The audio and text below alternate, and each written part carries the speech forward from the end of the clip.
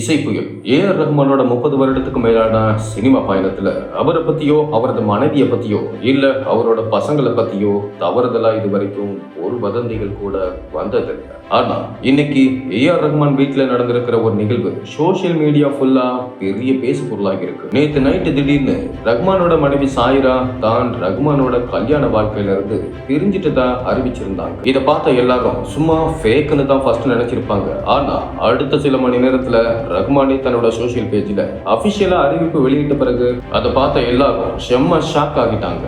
இவங்களோட பிரிவுக்கான காரணம் உண்மையில உள்ள என்ன நடந்துச்சுங்கிறத பத்தி தான் இந்த வீடியோவில் பார்க்க போறோம். ரஹ்மான் ரொம்ப அமைதியானவர், திறமையானவர்னு அவரை பத்தி நிறைய நல்ல விஷயங்களை அடுக்கிக்கிட்டே போகலாம். ஆனா அதுவே இப்போ அவர் வாழ்க்கையில வினையா வந்து முடிஞ்சிருக்கு. ரஹ்மான் நடிகைகள் கூட நெருக்கமா இருந்தாரு, அதனாலதான் பிரிவுன்னு சொன்னா பரவாயில்ல. ஆனா நல்ல மனுஷன் நல்லபடியா இருந்தவருக்கெல்லாம் எப்படி பிரிவு வரும்னு யோசிச்சுட்டே இருங்க. அதுக்கான காரணத்தை கடைசியா சொல்றேன். அதுக்கு முன்னாடி சில விஷயங்களை பார்க்கலாம். சாயிரா தன்னோட வழக்கறிஞர் வந்தனா மூலமா தான் விவாகரத்து அறிக்கைய வெளியிட்டிருந்தாங்க. அதுல ரஹ்மானும் சாயிராவும் ஒருத்தரை ஒருத்தர் ரொம்ப லவ் பண்ணாங்க. ஆனால் அவங்களோட உறவுல ஒரு வித அழுத்தம் இருந்துச்சு. அது பெருசாகி நிரப்பவே முடியாத இடைவெளியை உருவாக்கிது. ரெண்டு பேர்னாலையும் இதை சரி செய்ய முடியல. ஏ.ஆர். ரஹ்மானும் நாங்க 30 வருஷ வாழ்க்கைய நல்லபடியா நிறைவு செய்வோம்னு எதிர்பார்த்தோம். ஆனா எல்லாமே எதிர்பாராம தான் நடக்குது. உடைந்த பொருள் திரும்பவும் சேராது. இந்த இக்கட்டான சமயத்துல உங்க அன்புக்கும் எங்களோட தனி உரிமையை மதிச்சதுக்கும் நன்றின்னு சொல்லியிருக்காரு. இவங்களோட திருமணம் அரேஞ்ச்டு மேரேஜ் தான் பலரும் இப்போ வரைக்கும் நினைச்சிட்டு இருக்காங்க.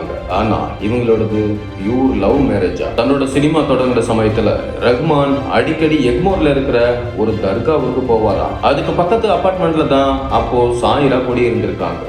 ஒரு முறை இல்ல, ரெண்டு முறை இல்ல, பல முறை இவங்க ரெண்டு பேரும் எதர்ச்சியா சந்திக்கிறதுக்கான வாய்ப்பு உருவாகி இருக்கு. அதனால ரஹ்மானுக்கும் சாயிரா மேல சின்ன ஈர்ப்பு ஏற்பட்டிருக்கு. சரி, இந்த தொடர் சந்திப்புனால கடவுள் நம்ம கிட்ட ஏதோ சொல்ல வராருன்னு நினைச்ச ரஹ்மான் அப்படியே சில மாசங்களை கடத்தி இருக்காரு. ஒரு நாள் திடீர்னு சாயிராவை பக்கத்துல சந்திச்சு, எனக்கு உங்களை பிடிச்சிருக்கு, என்னோட அம்மாவை உங்க வீட்டுல வந்து பேச சொல்லட்டுமான்னு டைரக்டா கேட்டிருக்காரு. அதுக்கு சாயிராவும் எந்த மறுப்பு சொல்லாம தன்னோட வீட்டு அட்ரஸ சொல்லி வர சொல்லியிருக்காங்க.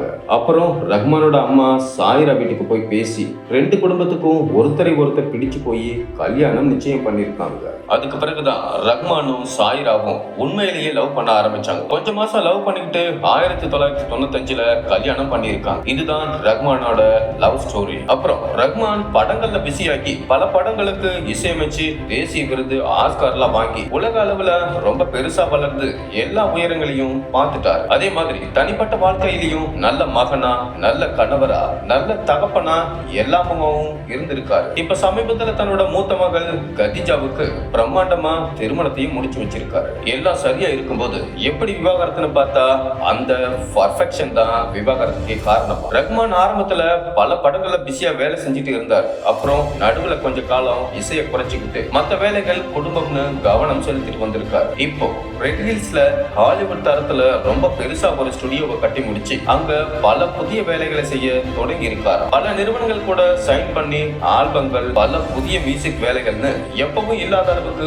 ரொம்பவே பிஸியா மாறிட்டாரா. அவரோட பிஸி எப்படி இருக்குன்னா தன்னோட குடும்பத்துல இருக்கிறவங்களுக்கு போன் பண்ணி பேச கூட முடியாத அளவுல இருக்காரா. ஆரம்பத்துல இருந்தே சாயிரா தான் அதிகமா குடும்பத்தையும் குழந்தைகளையும் கவனிச்சுட்டு வந்திருக்காங்க. இப்போ மறுபடியும் ரஹ்மான் குடும்பத்தை கவனிக்காம பிஸியானதுனால ஏற்பட்ட விரக்தியால தான் சாயிரா அவரை விட்டு பிரிய முடிவெடுத்ததா சொல்லப்படுது. சாயிரா அதிகமா தனிமையை சந்திச்சதாகவும் தன்னோட கணவர் தன் கூட நேரம் செலவழிக்காததை பொறுத்துக்க முடியாம ஒரு அவசரத்துல தான் இப்படி ஒரு அறிக்கையை வெளியிட்டாங்க. மற்றபடி அவங்களுக்குள்ள பெரிய பிரச்சனை சண்டை எல்லாம் இல்லைன்னு தகவல்கள் வெளியாகி இருக்கு. ரஹ்மானோட பிஸி ஷெட்யூல்ல அவரோட வாழ்க்கையிலேயே எதிர்பாராத ஒரு திருப்பத்தை ஏற்படுத்தினதா சொல்லப்படுது. சாயிரா இப்படி ஒரு முடிவு எடுத்தது ரஹ்மானுக்கே தெரியாது. சாயிரா வழக்கறிஞர் கிட்ட எல்லாம் பேசினதுக்கு பிறகுதான் ரஹ்மானுக்கு இது தெரிய வந்துச்சா. சாயிராவோட முடிவுக்கு குறுக்களிக்க கூடாதுன்னு அவரும் எதுவும் சொல்லாம அமைதியா இருந்துட்டார். அதைத்தான் உடைஞ்ச பொருளை திரும்பவும் ஒட்ட முடியாதுன்னு தன்னோட அறிக்கையில குறிப்பிட்டிருக்காரு ரஹ்மான். இந்த பிரச்சனை சீக்கிரமே சரியாகும். ரெண்டு பேரும் ஒன்னா உட்காந்து பேசினா